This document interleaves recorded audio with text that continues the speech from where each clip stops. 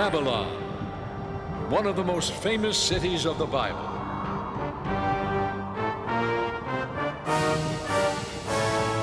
Babylon, an empire that dominated the ancient world as a center of trade, military power, culture, and religion.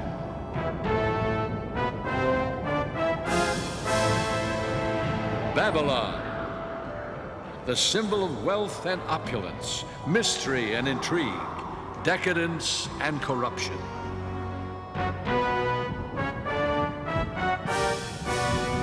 Babylon, the imperial city of Hammurabi and of Nebuchadnezzar, its greatest king. But at its peak, Babylon fell suddenly, in a single night, by the decree of God himself.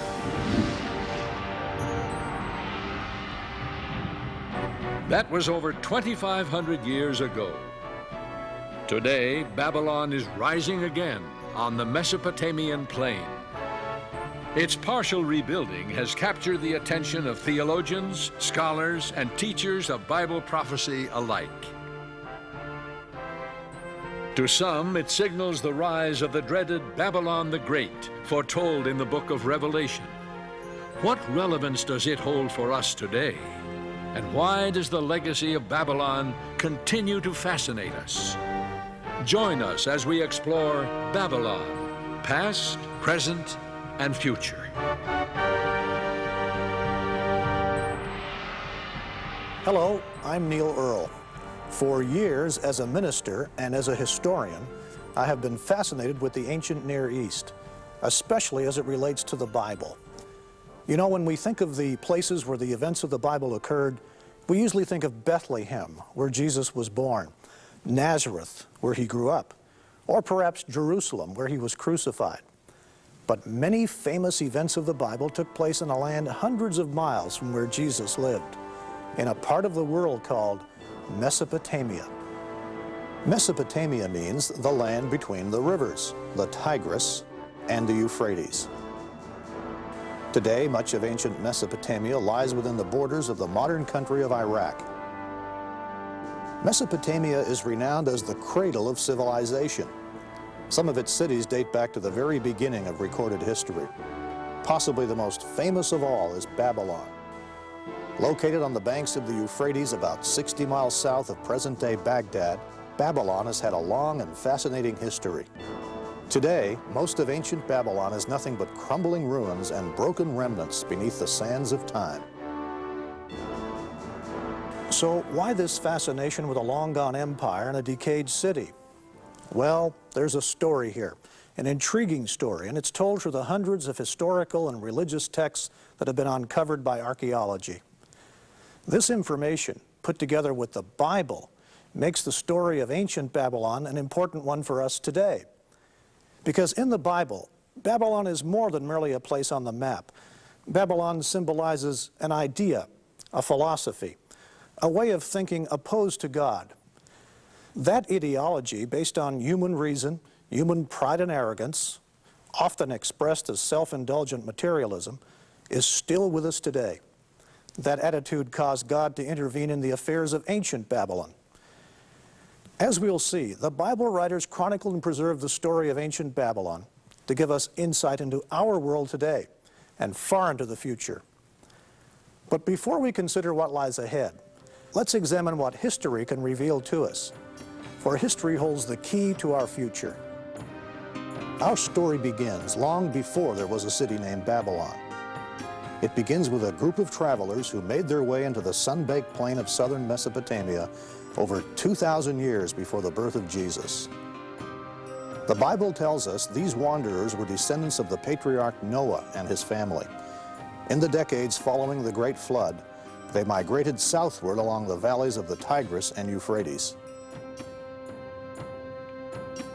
The book of Genesis tells us that Noah's sons settled in the plain of Shinar. Shinar is the biblical name for the region later called Babylonia. Today it's known as southeastern Iraq. God had wanted Noah's sons to move out and fill the earth. Instead, they defiantly resolved to unite under their own authority. They said to each other, "Come, let us build ourselves a city with a tower that reaches to the heavens, so that we may make a name for ourselves and not be scattered over the face of the whole earth.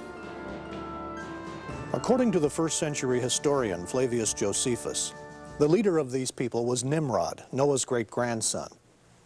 The Bible tells us Nimrod was a mighty warrior on the earth. Under his leadership, the people began to build a great tower. Nimrod wanted to excite people's awe and wonder. He wanted to build an empire. He wanted to hold people together under his authority.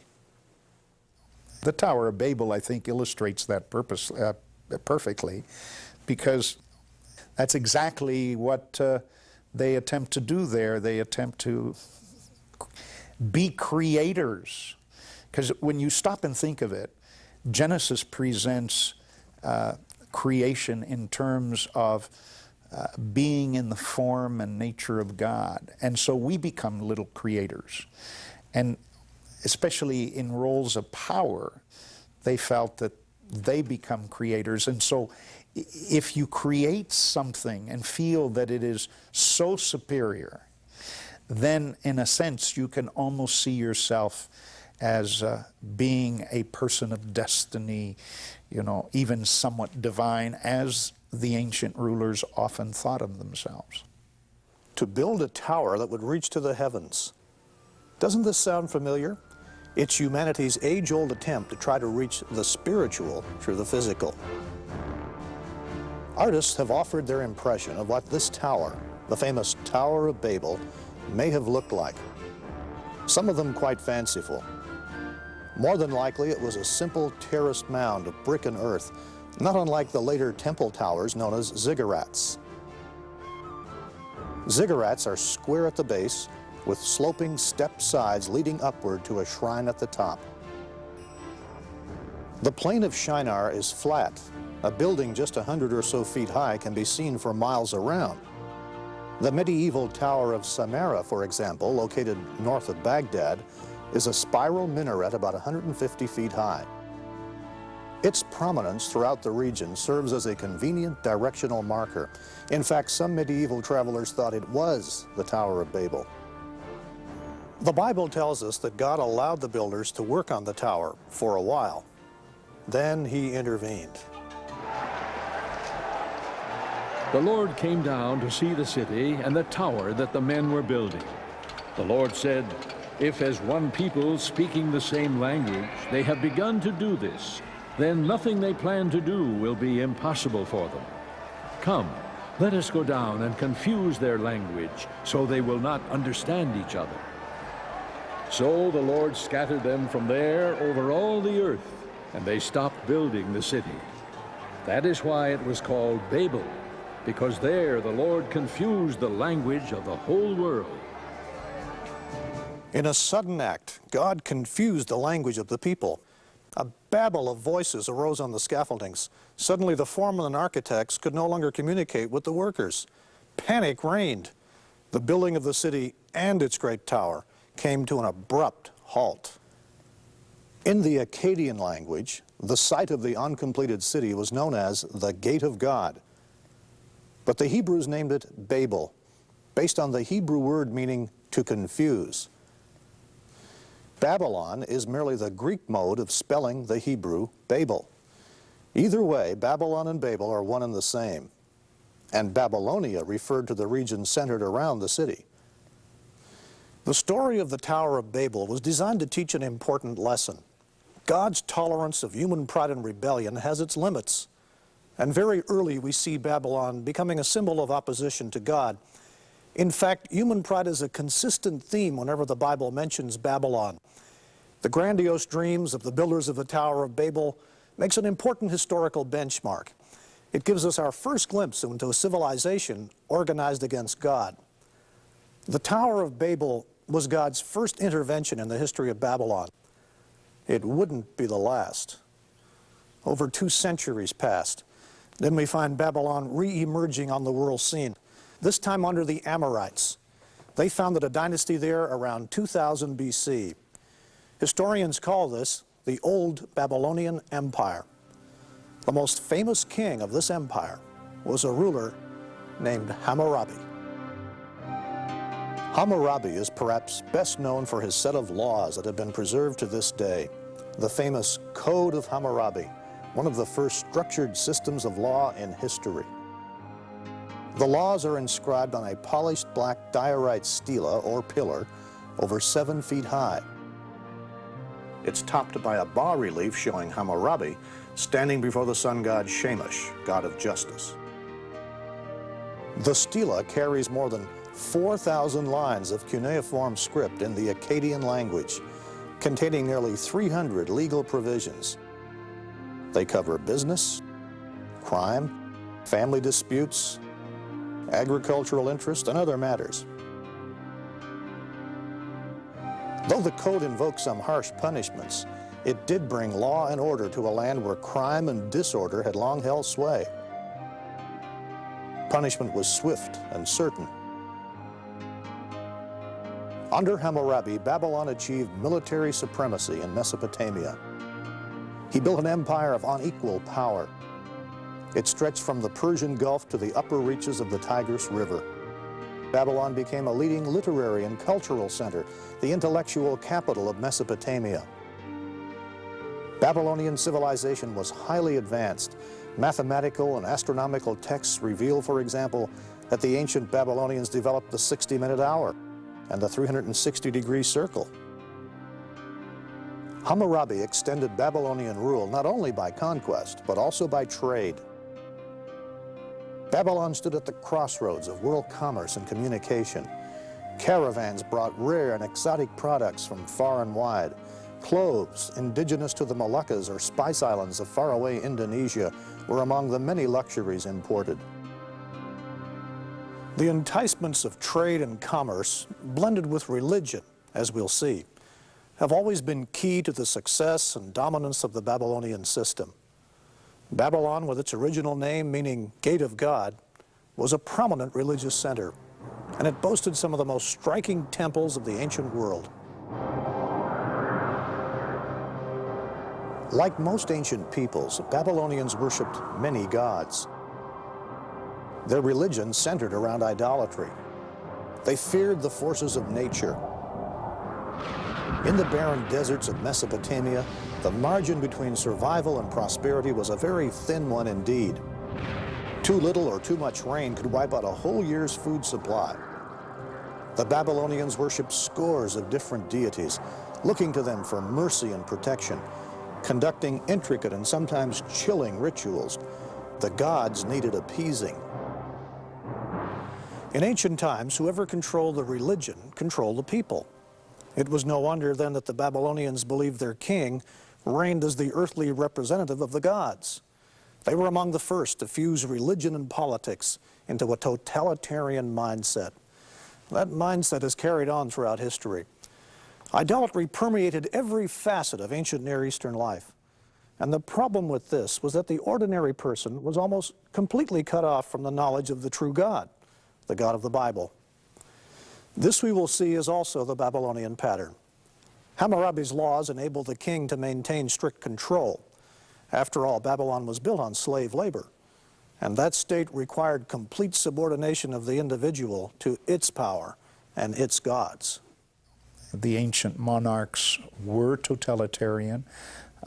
While they ruled, they had almost absolute authority because they were the legislature, the judicial, and the executive branch all tied up in one. Practically, historically, every king has, in a sense, set themselves up as little gods. There are very few rulers who recognize God in terms of a power greater than they are. Oh, they may use the language, but they see themselves as above the law, as the key interpreters of the law. So I always say there are just very few rulers that you could say did not see themselves as little gods. Hammurabi forged one of the greatest empires of the ancient Near East. He laid the basis of a civilization that would endure for more than 1,000 years after his death. But it was a civilization based on power, prestige, the pursuit of wealth, and with little knowledge of the Creator God. Even Hammurabi's dynasty could not last forever. After a reign of more than 40 years, barbaric tribesmen from the mountains in the east moved in to raid and weaken Babylonia. A long, drawn-out time of trouble began. Around 1600 years before Christ, Babylon was sacked and burned by another people mentioned in the Bible, the Hittites. The Hittites carried off Babylonian wealth and prisoners to far-off Anatolia, our modern Turkey. Later, the Assyrians, well known to readers of the Old Testament, conquered Babylon. Centuries of political chaos would prevail before Babylon would rise again as an independent city. The first great age of Babylon had ended. Ancient Assyria was one of Babylon's powerful rivals. This massive human-headed winged bull is striking testimony to the power of Assyria. The Assyrian Empire was a huge military machine, widely regarded as one of the most brutal and oppressive kingdoms in history. In 689 BC, Assyria's hammer blows inflicted the worst humiliation yet upon Babylon. In an attempt to throttle a Babylonian resurgence, the Assyrian hordes under King Sennacherib pillaged and burnt Babylon. They threw its rubble into the Euphrates. The Assyrians flooded the city. Its very foundations were destroyed. Sennacherib boasted, "I made its destruction more complete than that by a flood, that in days to come the site of the city and its temples and gods might not be remembered. I completely blotted it out with floods of water and made it like a meadow." Sennacherib left Babylon thinking he had dealt the death blow. He was painfully mistaken. Babylon does not go down easily. She would rise again to claim her revenge. And that's precisely what happened. The site of Babylon was eventually occupied and rebuilt by the Chaldeans. It was the Chaldeans who finally humbled proud Assyria. It was in the year 612 BC when the Chaldeans stormed the walls of Nineveh, Assyria's capital city. Nineveh fell. It was utterly destroyed. Today, the ruins of Nineveh attest to the near-total destruction of that ancient city. So complete was Nineveh's disappearance that it wasn't rediscovered until just 150 years ago. Assyria's power was broken, but under the Chaldeans, Babylon was back with a vengeance. And here is a major clue to biblical history and prophecy. Babylon, this great city, this great symbolic nemesis of God, emerges repeatedly from the abyss of destruction. She reappears again and again on the stage of history, powerfully influencing the course of civilization. The Assyrian collapse left a vacuum which both Egypt and Babylon sought to fill.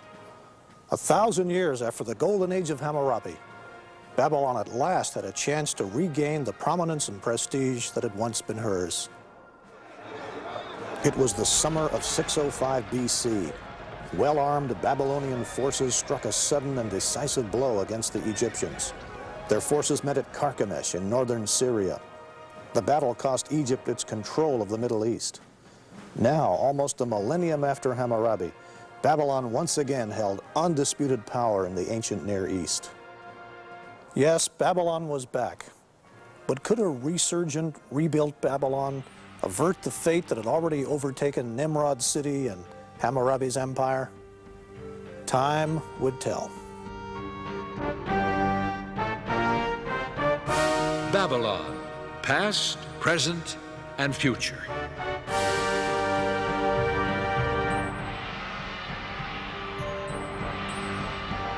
The Egyptian army of Pharaoh Necho II clashed with Babylon in 605 BC at Carchemish on the Euphrates River. The fighting was fierce. Egyptian losses were staggering. The battle cost Egypt control of the Middle East. The general who routed the Egyptians was the 25-year-old crown prince of Babylon. He would later become Babylon's greatest king, the legendary Nebuchadnezzar. Babylon would achieve its greatest glory under this powerful ruler. Nimrod, Hammurabi, and now Nebuchadnezzar. The Old Testament rings with the terror of his name. Under his rulership, Babylon became the most powerful metropolis of its time. envied, feared by friend and foe alike. Nebuchadnezzar the king, from what we can tell, is a composite of various aspects of human beings. He's powerful and ruthless when he needs to be. He also, though, is a human being that has his doubts, his questions. He can't answer all the questions, so he tries to pull around him those that at least can answer some of those questions. And if they don't answer them very well, he eliminates them. And that would be true of many of those Oriental despots. And Nebuchadnezzar's like that. He's also a builder. You know, he wants his name carried on, so he builds Babylon, but he also builds outside of Babylon. Again, he rebuilds temples. He does all these kinds of things in an effort to please the gods, because he's not always sure what the gods are going to do. Even though he might rule human beings, he can't rule everything. And so you see this composite in one individual. Now, we can't delve into his mind. We can only see what he attempted to do and create and try to figure out what motivates this character. It was Nebuchadnezzar who conquered Jerusalem in 605 BC. During his reign, the kingdom of Judah was reduced to a vassal state. 5 years later, against the advice of the prophet Jeremiah, the Jews rebelled against Babylon. Nebuchadnezzar retaliated 2 years after that by laying siege to Jerusalem, the holy city of the Jews. Jerusalem fell in 597 BC. At that time, Nebuchadnezzar took the Judean monarch, young King Jehoiachin, back to Babylon. He then set up a puppet king, Zedekiah, on the throne of Judah. All of this is mentioned by the biblical writers, and interestingly enough, some of these very details are confirmed by inscriptions found in the ruins of Babylon itself. This clay tablet from the British Museum, called the Nebuchadnezzar Chronicle, was translated in 1956. It records the Babylonian defeat of the Egyptians at Carchemish in 605. It tells us about Nebuchadnezzar coming to power. It mentions the capture of Jerusalem and the appointment of Zedekiah as puppet king in Judah. This is striking confirmation of some of the most famous events in biblical history. But a decade later, Judah was to rebel for the last time. Jerusalem's puppet king, Zedekiah, plotted with the Egyptians.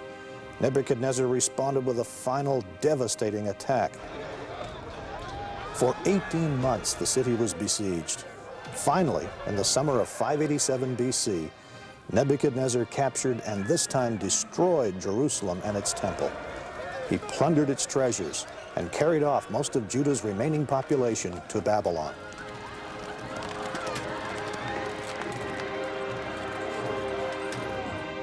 The kingdom of Judah ceased to exist. The Jews became a people of exile. A poignant record of all of this is found in Psalm 137. This beautiful song expresses the extreme sadness of the Jewish captives, crying out for their homeland. By the rivers of Babylon, we sat down and wept when we remembered Zion.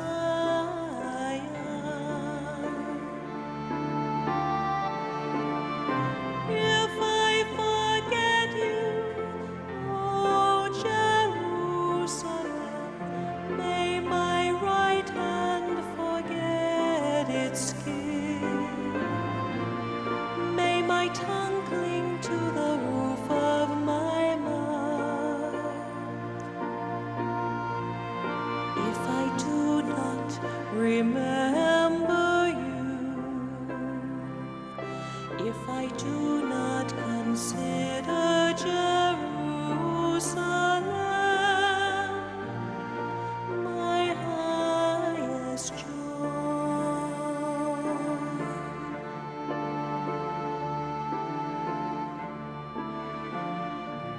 Babylon was at the height of her glory when the Jewish exiles came streaming in. At their first sight of Babylon, the captives must have been dazzled. According to Greek historians, Babylon surpassed in splendor all the cities of the known world. Visitors came from many lands to view Babylon's wonders. Nebuchadnezzar was a great builder as well as a great general, like Ramses II in Egypt, like Solomon in Israel. Nebuchadnezzar's Babylon was a city of magnificent palaces, temples, parks, and gardens. The sheer size and scale of the city was overwhelming. Its population was estimated between 100,000 and 200,000. It was the largest city on earth. Our detailed knowledge about Nebuchadnezzar's Babylon is the result of the painstaking work of the German archaeologist Robert Koldewey. When he began his excavations in 1899, Koldewey's glowing reports were at first dismissed by his colleagues. But as his excavations began to uncover the Babylon of the Bible as a historical reality, his work became the talk of Europe. Just north of the city, Koldewey discovered piles of beautiful blue glazed bricks laying in the sand. The bricks had once decorated the walls flanking the city's processional way. Brick was the standard building material of the Babylonians. Koldewey sent the bricks back to Germany for identification and reassembly. The results were astounding. Here in the Pergamon Museum in Berlin are the actual bricks of Nebuchadnezzar's time reassembled. These magnificent lions, for example, were a symbol of the goddess Ishtar, one of Babylon's major deities. There were 120 of these flanking the approaches to the massive Ishtar Gate. This is what the processional way looks like at Babylon today. The paving stones are the very ones upon which Nebuchadnezzar himself walked.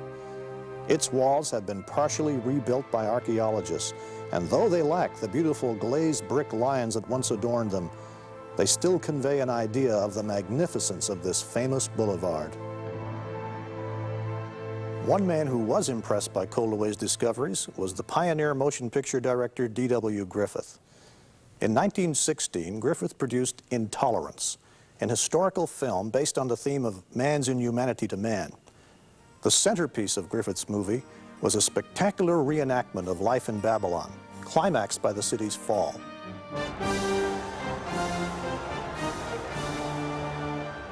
In the film, Griffith magically brought to the silver screen the magnificence and grandeur of Nebuchadnezzar's Babylon, a city that had been buried for some 25 centuries. When we use the phrase pagan splendor, it could have been coined for ancient Babylon. Griffith showed a Babylon of great architectural wonders. A Babylon teeming with life and vitality, its streets crowded with merchants, fortune tellers, strolling musicians, moneylenders, soldiers, prostitutes, government officials, bankers, and slaves. Griffith offered the public its first glimpse of the power and magnificence of Babylon in its heyday, and Babylon's incredible greed and sensuality. Nebuchadnezzar's Babylon would dwarf even many of our modern cities in size and splendor. Let's try to grasp its immense scale. Babylon was roughly square in shape. Divided in half by the Euphrates River, the city was built with precision. Its broad, straight streets crossed one another at right angles, like most cities today. Babylon was enclosed by a double defensive wall circled by a moat. It was the most solidly protected city in the ancient world. According to one ancient source, Babylon's walls were over 300 feet high and 85 feet thick. There was enough space on top to enable a 4-horse chariot to turn completely around. The Babylonians felt that their walls were impossible to scale or breach.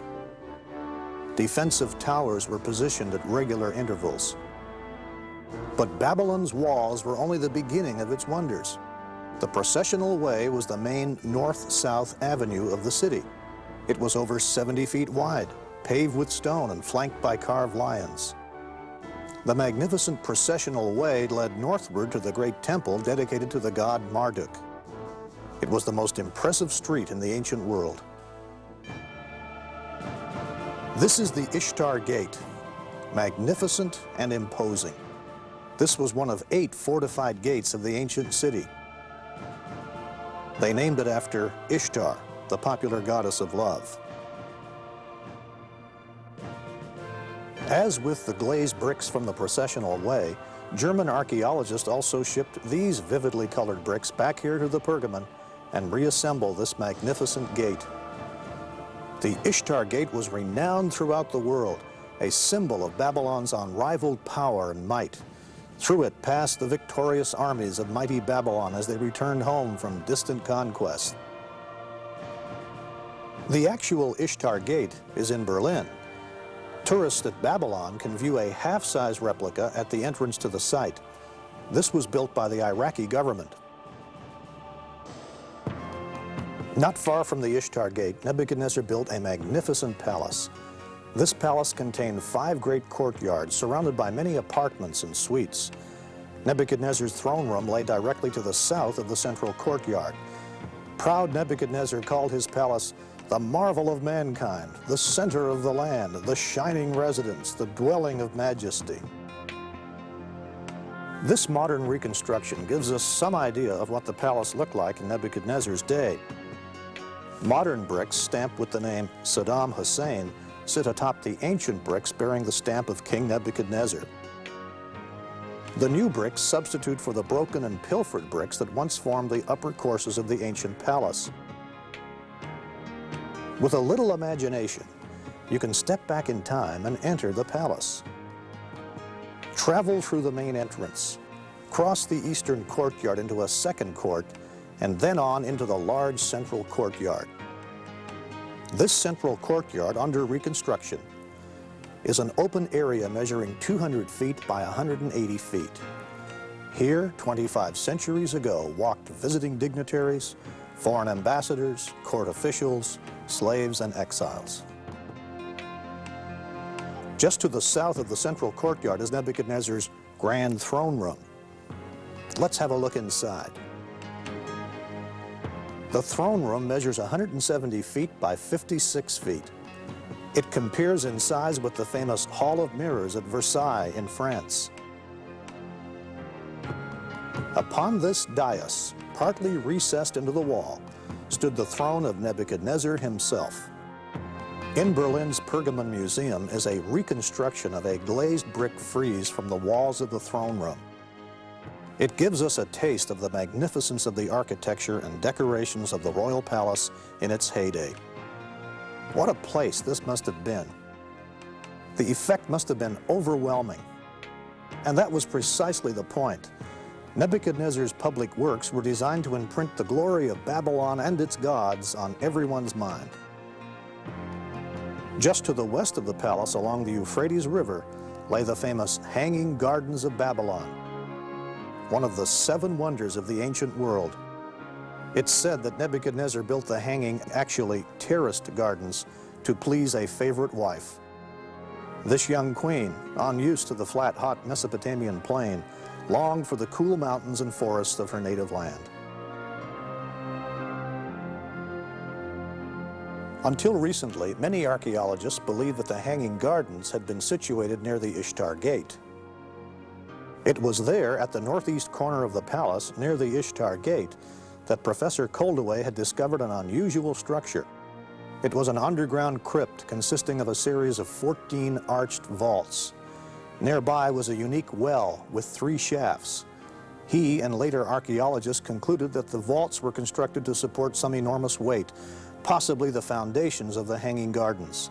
But today, many archaeologists believe the vaulted chambers served as a warehouse and administrative complex, because they found ration lists for Jewish exiles. The gardens then would have been more logically situated at the other end of the palace, nearer the river. Imagine what it must have been like. Babylon was at its zenith. Her towering walls were emblazoned with the colorful symbols of a great empire. Yes, Babylon was impressive, but it was also notorious for decadence, and sensuality. Cut off from the true God, addicted to commerce and idolatry, Babylon's moral decadence and corruption plummeted to such a level that Babylon became known as the cesspool of vice. That was quite a distinction, especially in the generally licentious climate of the ancient Near East. Once again, we see Babylon as a symbol of all that is opposite to the way of God. Obsessed with their evil pleasures and filled with pride over their great achievements, the people of Babylon, like their king, drifted inexorably toward a day of reckoning. It's easy to see how people could have been seduced by the wealth, power, and open sensuality of Nebuchadnezzar's Babylon. Through Babylon's wealth and commercial enticements, the people of the ancient Near East were seduced into serving the gods of Babylon, Marduk and Ishtar. As we'll see later, the Babylon, as described in the book of Revelation, is also an enticing mixture of idolatry and commercial power. Another dominant landmark of Nebuchadnezzar's Babylon was a massive seven-stage tower, or ziggurat. This great edifice was reputedly built on the site of Nimrod's original Tower of Babel. The ziggurat was located about half a mile south of the royal palace. Standing nearly 300 feet tall, it was about the same height as the Statue of Liberty in New York Harbor. The Babylonians call it Atemen Anki, the house that is the foundation of heaven and earth. It was topped by a temple covered with blue glazed bricks. Nebuchadnezzar boasted, "I raised the summit of the Tower of Stages so that its top rivaled the heavens." The attitude of Nimrod was alive and well. Nothing is left of the ziggurat today. Only the crumbling brickwork of its base remains. The tower was long ago quarried for its bricks and is now simply a hole in the ground. Opposite the ziggurat stood a huge temple, the Temple of Marduk. It housed the great statue of Marduk, said to have been made of 22 tons of gold. He was commonly called Bel, meaning Lord. From Marduk's shrine, Nebuchadnezzar spread the knowledge of Bel throughout the ancient Near East. This is one reason the prophet Jeremiah singles out Marduk in a prophecy predicting Babylon's downfall.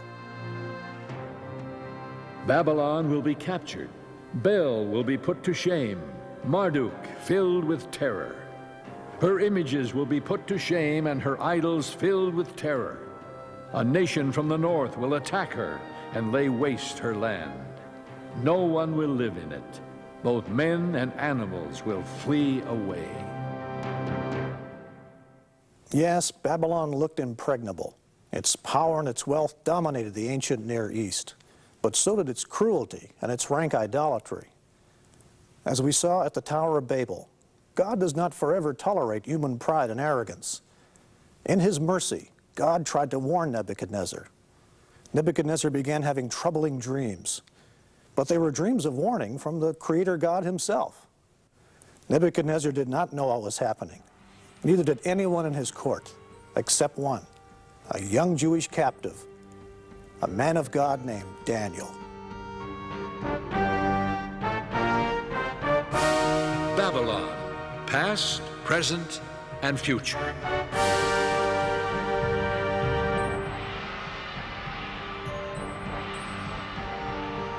Nebuchadnezzar had built the greatest empire of the ancient Near East. As a general, he was unsurpassed. He was also a very shrewd ruler. When the king's armies had carried Daniel and other prominent citizens of Jerusalem back to Babylon, Daniel was placed in Nebuchadnezzar's own court. And ancient kings often chose foreigners to fill those key spots because they are not the threat to the throne that someone of their own ethnic or national identity would be.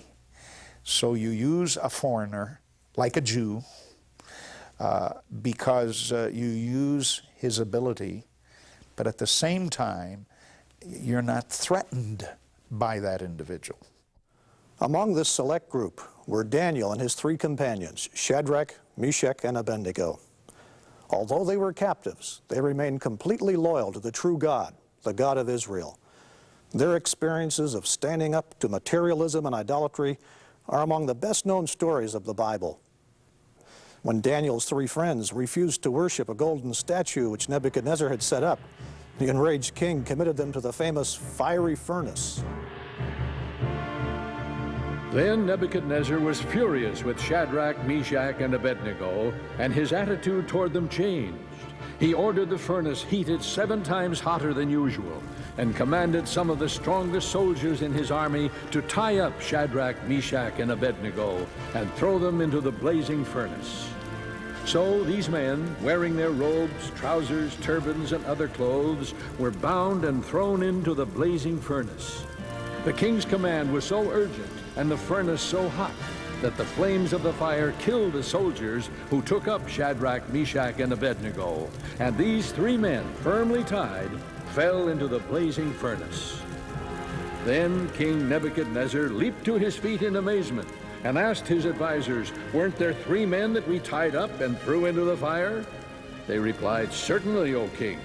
He said, "Look, I see 4 men walking around in the fire, unbound and unharmed, and the 4th looks like a son of the gods."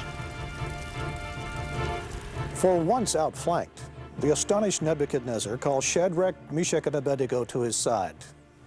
The fire had not harmed their bodies, nor did they smell of smoke.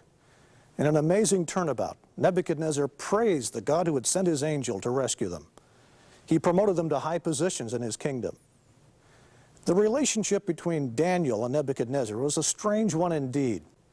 On one hand, there was Nebuchadnezzar, pagan ruler of the known world, whose dazzling accomplishments rested on military force and slave labor. On the other, a young Jewish captive brought from his homeland to Babylon, a servant of the one true God, yet loyal to his new king.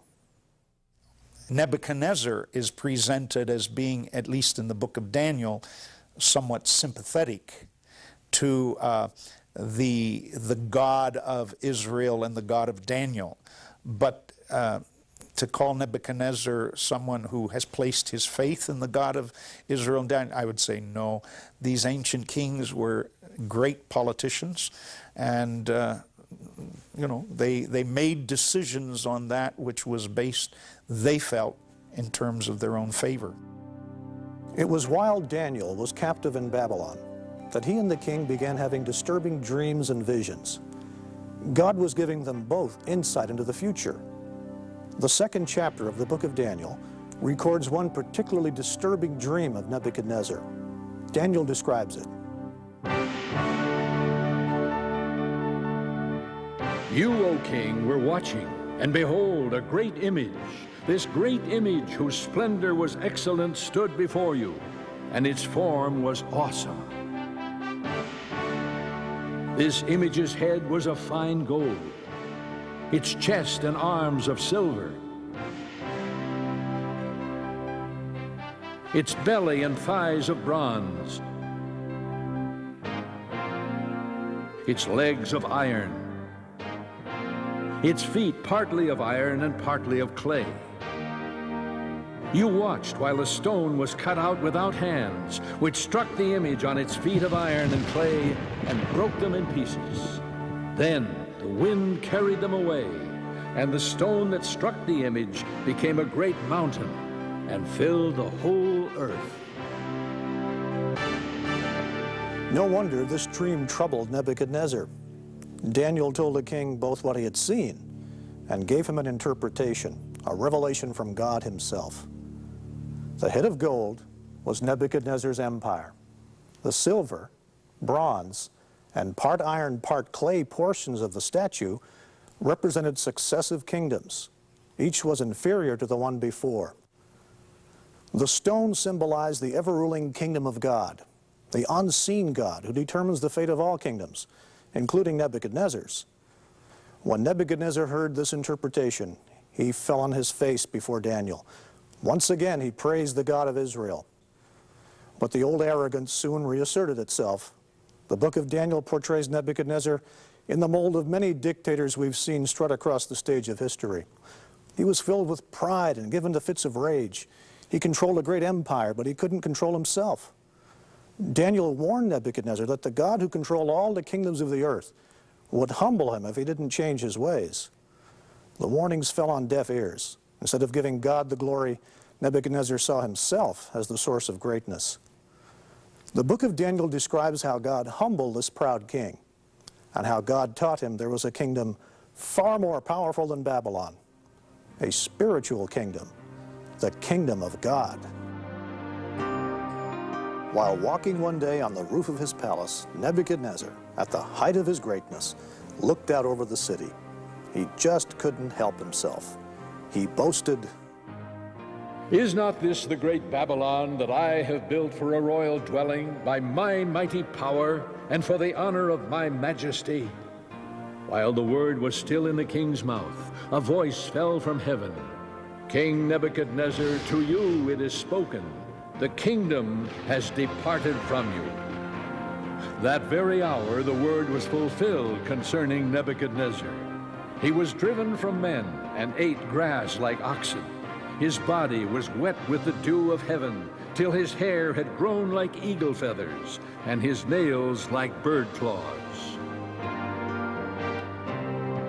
He was given over to insanity. For 7 years, he behaved more like a wild beast than a human being. At the end of the 7 years, Nebuchadnezzar's mind was restored, but the experience had taught him a crucial lesson. It is perhaps the key lesson in the book of Daniel. God, not petty princelings, holds ultimate authority over this world. The Bible records Nebuchadnezzar's warning to those who would follow him in positions of power and authority. Whether in the cabinet room or the boardroom, it's advice that all of us would do well to heed. At the end of that time, I, Nebuchadnezzar, raised my eyes toward heaven, and my sanity was restored. Then I praised the Most High. I honored and glorified him who lives forever. His dominion is an eternal dominion. His kingdom endures from generation to generation. No one can hold back his hand or say to him, "What have you done?" Everything he does is right, and all his ways are just. And those who walk in pride, he is able to humble. But if Nebuchadnezzar had learned this important lesson, his descendants had not. After a 43-year reign, Nebuchadnezzar died in 562 BC. He was succeeded by 4 kings within a period of 7 years, each successor weaker than the one before. The last king of Babylon was Nabonidus, or Nabonidus. He seized the throne in 555 BC. His son and crown prince was Belshazzar, the one the Bible calls Belshazzar.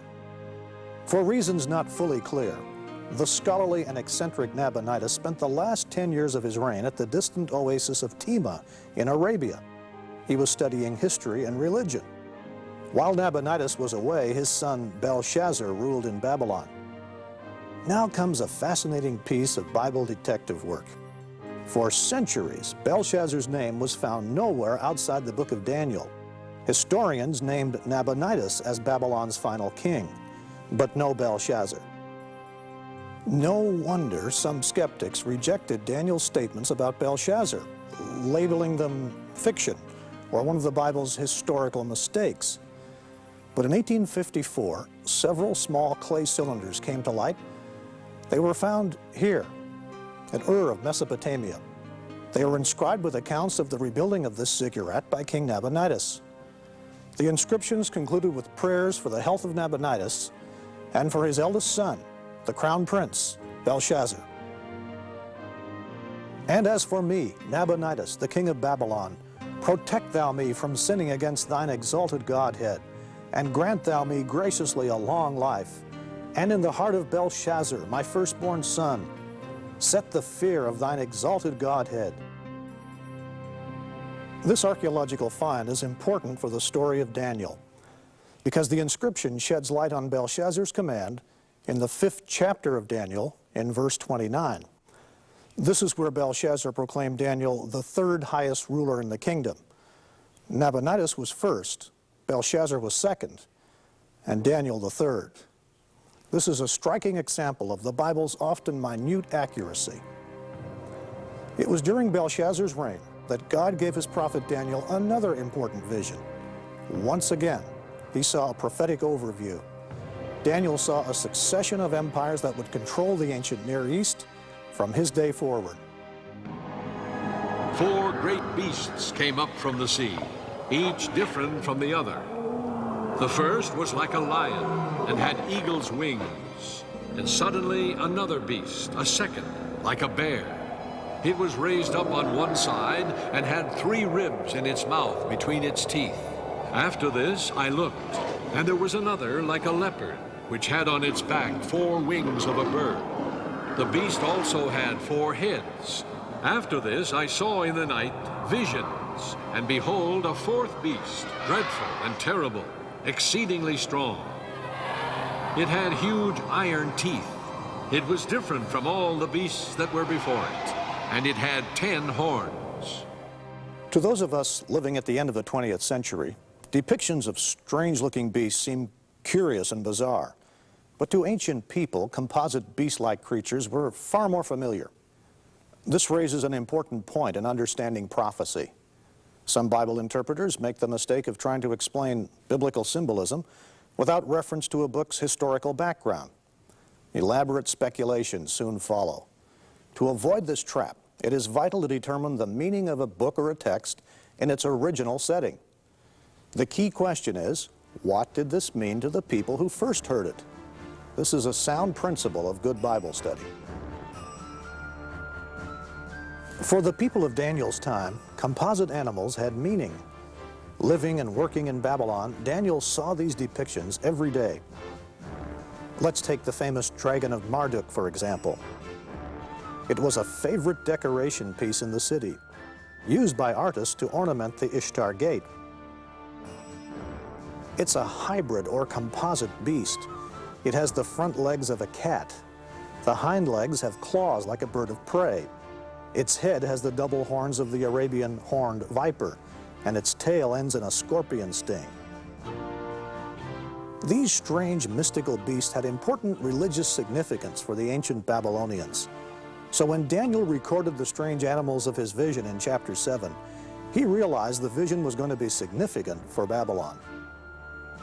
An angel explained to Daniel that the 4 beasts were 4 empires that would dominate the ancient Near East. The winged lion symbolized Babylon itself. Interestingly, the Lion of Babylon is found to this day on the ancient site of the city. In 1176 AD, local villagers in Iraq discovered this monumental basalt lion. It confirms the lion was the symbol of the goddess Ishtar and of Babylon itself. The lion stands over a fallen enemy trampled beneath its paws. The lion's back has markings indicating that it was meant for Ishtar's saddle. A woman riding a beast? This would be a significant image later on in the book of Revelation. According to many commentators, the bear in the vision symbolized the Medes and the Persians. And sure enough, the Medo-Persian Empire replaced Babylon. The 4-headed leopard has 4 wings. It represented Alexander the Great and the 4 divisions of his empire after his death.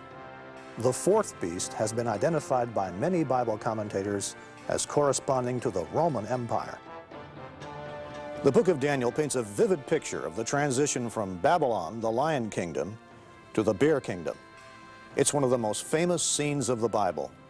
It was October 539 BC. Apparently during the New Year's festival, Belshazzar had planned a great feast. The king had invited 1,000 of the leading men of his empire for the celebrations. Little did they realize what was going to happen. What made this great banquet so unusual was that it took place while the Persians were besieging Babylon. Yet Belshazzar's faith rested in the mighty walls of the city. That fatal overconfidence would be his undoing. It was during the banquet, in a great show of arrogance in the face of God, that Belshazzar ordered wine to be served. He then toasted the gods of Babylon. He did this with the very golden cups his grandfather Nebuchadnezzar had plundered from the temple in Jerusalem. Suddenly, a strange, terrifying event occurred, probably right here in the throne room of Belshazzar. A mysterious, disembodied hand appeared out of nowhere. It began to write great blazing letters on the king's wall. In the same hour, the fingers of a man's hand appeared and wrote opposite the lampstand on the plaster of the wall of the king's palace. And the king saw the part of the hand that wrote. Then the king's countenance changed, and his thoughts troubled him. Now all the king's wise men came, but they could not read the writing, or make known to the king its interpretation. Then Daniel was brought in before the king, and said, I will read the writing to the king, and make known to him the interpretation. And this is the inscription that was written, Mene, Mene, Tekel, Parsin. This is the interpretation of each word. Mene, God has numbered your kingdom and finished it. Tekel, you have been weighed in the balances and found wanting. Peres, your kingdom has been divided and given to the Medes and Persians. Taken literally, the words Mene, Tekel, and Peres were the names of common Babylonian weights. Before coins were invented, business was conducted using metal ingots as currency.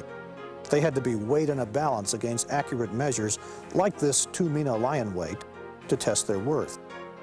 Daniel's interpretation of the writing on the wall played on the root meaning, Mene, which means numbered, Tekel, which means weighed, and Parsin, divided.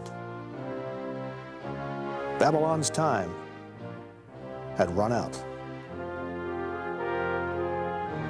As the Bible tells the story, on that very night, while the ominous writing glowed upon the wall, the armies of Cyrus the Great were already entering the city. Babylon's mighty walls and massive fortifications could not prevent its downfall, a downfall decreed by God. The prophet Isaiah gives us some background to King Cyrus and his part in the fall of Babylon. This is what the Lord says to his anointed, to Cyrus, whose right hand I take hold of, to subdue nations before him, and to strip kings of their armor, to open doors before him, so that gates will not be shut. I will go before you and will level the mountains. I will break down gates of bronze and cut through bars of iron. I will give you the treasures of darkness, riches stored in secret places, so that you may know that I am the Lord, the God of Israel, who summons you by name. This scripture hints at the remarkable way Cyrus was able to capture Babylon. With its massive walls, Babylon seemed impregnable. But unknown to the Babylonians, Cyrus had devised an ingenious plan.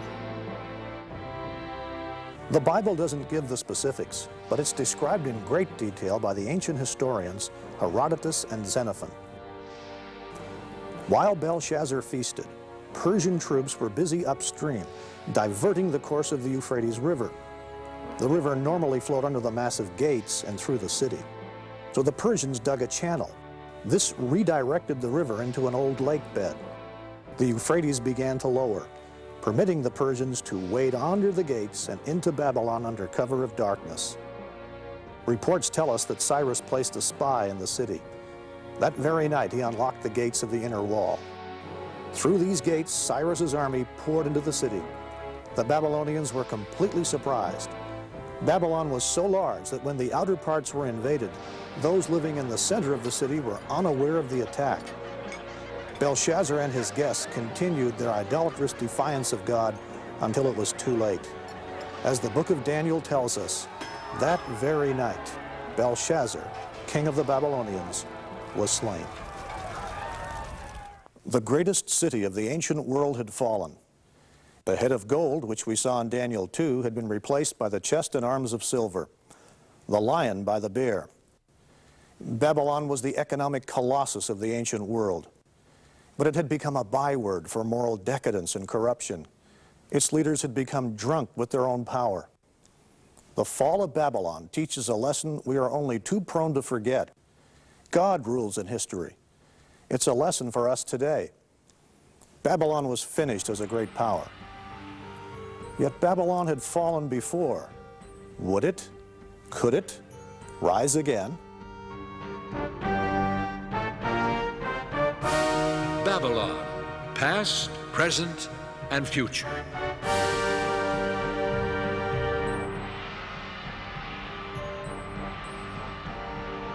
We have traced the rise and fall of Babylon, from Nimrod to Belshazzar. Belshazzar was the last king of Babylon, but the city itself continued under the Persians. Then, a little over 200 years later, Alexander the Great, on his quest to conquer the world, defeated the Persians and captured Babylon. Alexander was bewitched by the idea of Babylon, the thought that the whole world could be unified under one civilization, one city, one man. But Alexander's dreams of world unity died with him in Babylon in 323 BC, in the very throne room of Nebuchadnezzar. In the years that followed, the city began its slow deterioration. By the time of Jesus, Babylon's palaces and temples had crumbled. Shifting sands had buried the parks and waterways. Even the Euphrates River had shifted course.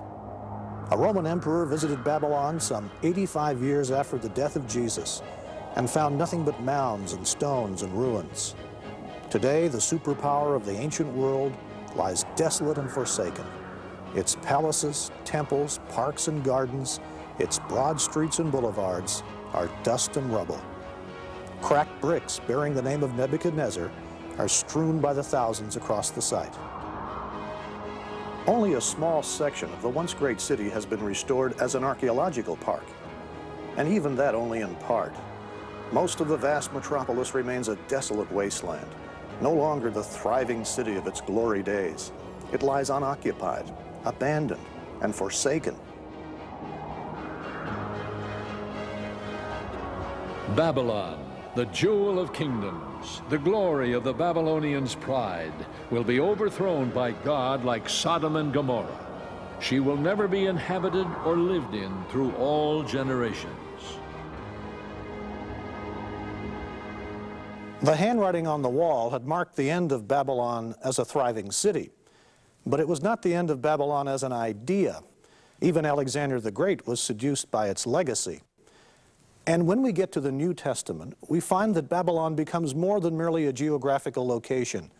Babylon symbolizes an ideology, an attitude, the epitome of a civilization organized in opposition to God.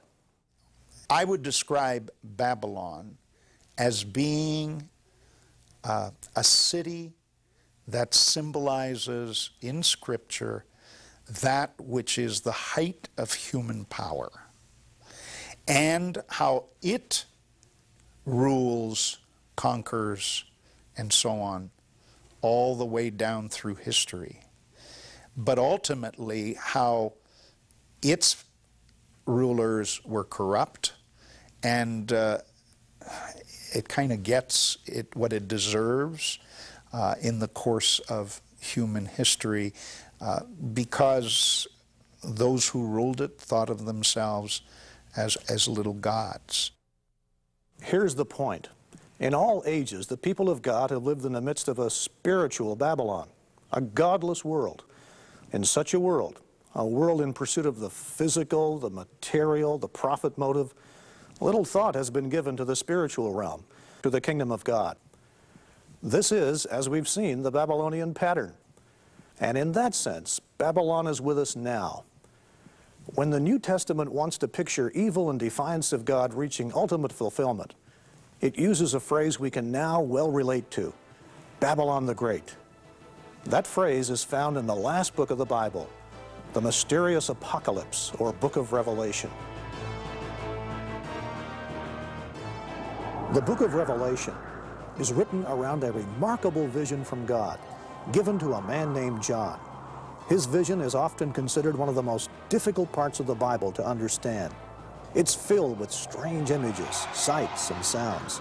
And one of the most well-known are the mysterious four horsemen.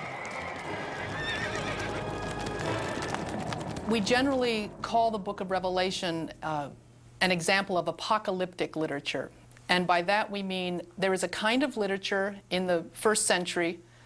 It also exists prior to and after the first century, but it's common in the first century, which has certain features, and many of these can be found in the Book of Revelation. Some of them include visions. In other words, someone will have a vision and record what was seen, and the vision can either be a vision of what is going on in heaven or a vision of the future, or sometimes both. Sometimes there are journeys to heaven in this kind of literature. Someone is transported to heaven to see this. It's not simply a vision on earth, but there's actually a journey made. A couple of the other features that would be typical of apocalyptic literature include a lot of symbolism, and symbolism could be one of several kinds. There are, for example, many animals, both natural, a ram or some sort of sheep or goat, which will figure in this literature, as well as fantastic animals with, strange heads and wings and almost bizarre sorts of creatures.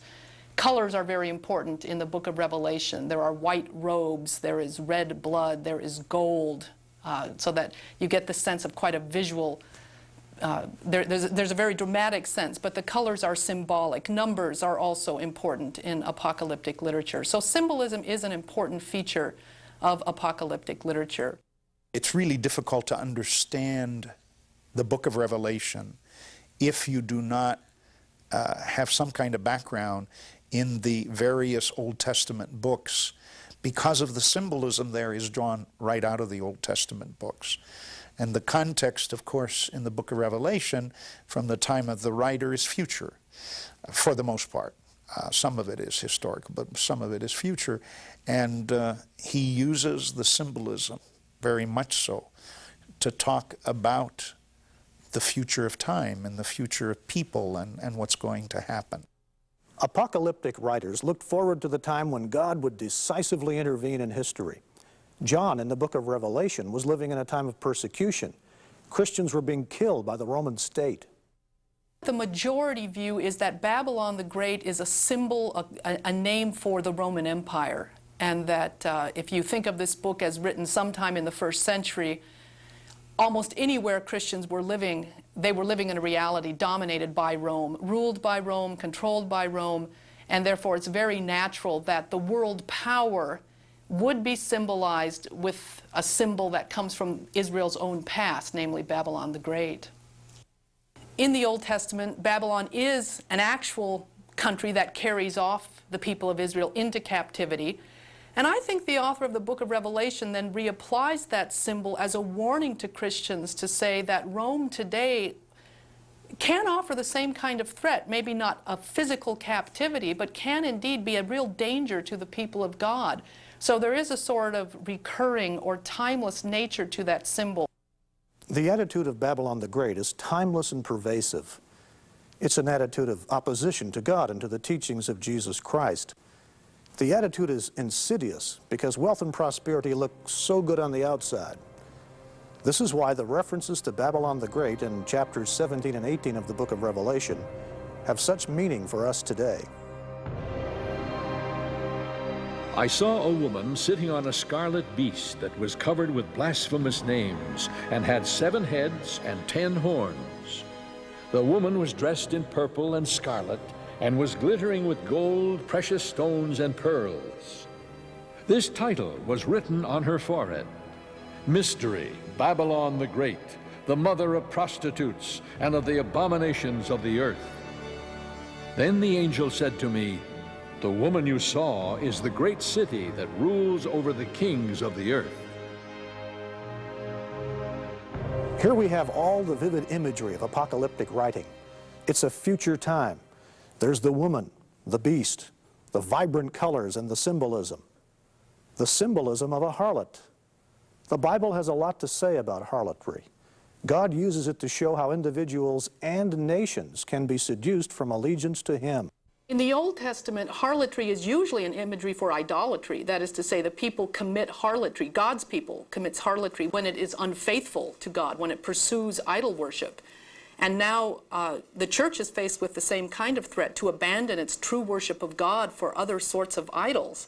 Well, a harlot is an image of a seductress, someone who, as I said, is enticing them, alluring them to follow this way and to give up their loyalties to what they know to be the true God. The Bible uses the symbol of harlotry in a couple of different ways. Harlotry is worshiping false gods. But as New Testament scholar George Eldon Ladd explains, harlotry also means the prostitution of everything for commercial gain. The metaphor of harlotry is also used by the prophets of the heathen nations. Tyre is a city who will play the harlot with all the kingdoms of the world upon the face of the earth. The idea here is not one of spiritual faithlessness, but of the prostitution of everything to commercial gain. Nineveh is also described as a harlot because of the way she enticed weaker nations by her display of power and splendor, only to scorn and enslave them. Ladd says of Revelation chapter 17, "Here the harlot is Babylon, the symbol of human civilization with all its pomp and circumstance organized in opposition to God, the city which has dominion over the kings of the earth." We've traced Babylon's appeal through the scriptures and through history, from the Tower of Babel to Nebuchadnezzar's city, and now to the book of Revelation, where Babylon the Great has reached immense power. I think John is trying to paint Babylon as alluring and enticing. And one of the ways you would do that is to show how wealthy and prosperous and satisfying this reality is. And it can lull Christians into a false sense of security. So he's warning them by showing the seductiveness of this particular vision of the world. In the book of Revelation, then, Babylon the Great becomes the code word for a monstrous anti-Christian world system, an economic colossus dedicated to accumulating power and wealth through world trade. This is Babylon's fatal attraction, commercial gain at any cost. For all the nations have drunk the maddening wine of her adulteries. The kings of the earth committed adultery with her, and the merchants of the earth grew rich from her excessive luxuries. Across the centuries, many have attempted to identify Babylon with specific nations, empires, or even churches. Every year, it seems, new candidates are nominated for the role of the symbolic figures in the book of Revelation. Babylon, the beast, the false prophet. But all interpretations have one thing in common. They've all been wrong. The history of interpreting the book of Revelation is quite interesting because almost every generation of Christians that reads it feels we are the direct addressees of that book. Babylon is this entity or this church or this empire. Time and time again, people have predicted the end of events, and then they've had to change their minds, revise, redo. Maybe we read that wrong, maybe we read that wrong, and this refrain is repeated over and over, not just in the 20th century, but the whole history of reading and interpreting this book shows we've been wrong time and time again. Now that ought to tell us that it's very dangerous to jump to conclusions about and to be dogmatic about who is Babylon, when do these events happen. The when question is probably not the most important question in the book of Revelation anyway. That God will triumph. That God will triumph through Jesus Christ. These are the central affirmations of that book. But when it happens and who fits what picture strike me as almost leading us away from the central message of that book. So the book of Revelation describes the final culmination of the spirit of ancient Babylon, an anti-God attitude that is present today, present through history, and will reach its climax at the end of the age. But no matter what happens, God's final triumph over all things is assured. Chapter 18 of the book of Revelation celebrates in advance God's final victory over Babylon the Great. When the kings of the earth who committed adultery with her and shared her luxury see the smoke of her burning, they will weep and mourn over her. Terrified at her torment, they will stand far off and cry, "Woe, woe, O great city, O Babylon, city of power! In 1 hour your doom has come." The merchants of the earth will weep and mourn over her because no one buys their cargoes anymore. The merchants who sold these things and gained their wealth from her will stand far off, terrified at her torment. They will weep and mourn and cry out. Then a mighty angel picked up a boulder the size of a large millstone and threw it into the sea and said, "With such violence the great city of Babylon will be thrown down, never to be found again." Yes, the story of Babylon is a sobering one. That old city buried beneath the Mesopotamian plain has become the symbol of a society given over to greed, a society moving farther and farther away from the knowledge of God. Does this sound familiar? John is describing a world very much like ours today. Merchants in the ancient Near East grew rich by the exploitation of pleasure. Many business people today are doing the same thing. Business deals and buyouts are often based on greed, money, and power. Many individuals take advantage of the system to enrich themselves while exploiting the young, the old, the uneducated, and the unfortunate. Christians are not immune to the seductions of this Babylonian system. We are warned against the deceitfulness of money, riches, power, and pleasure. We are to live instead according to the teachings of Jesus, and those teachings include service, giving, and sharing. That's why John warns us, "Come out of her, my people, that you share not in her sins, and receive not of her plagues." The New Testament is full of warnings against the dangers and the lure of materialism, that riches can lull us into a false sense of security. Jesus said, "You cannot serve two masters. No one can serve God and mammon." And then in the book of Revelation, of course, Babylon is portrayed as extremely wealthy, and there it is, God or mammon. So it's all part of the picture, part of the trappings, and probably the materialistic note is part of that as well. In the time sequence of the book of Revelation, Babylon is destroyed. But the good news is, this is not the end of the world. Not at all. In John's vision, it's the beginning of the rule of the saints under Jesus Christ. So the apocalypse offers hope. It's a vision of victory, the victory of Jesus over all who oppose the kingdom of God.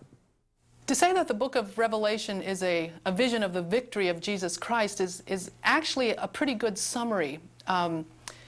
If you think of the standpoint of both the first century Christians and of us today, it's a true statement in two ways. One, you look back to the victory of Jesus on the cross, what we talk about, Jesus' victory over the powers of sin and death.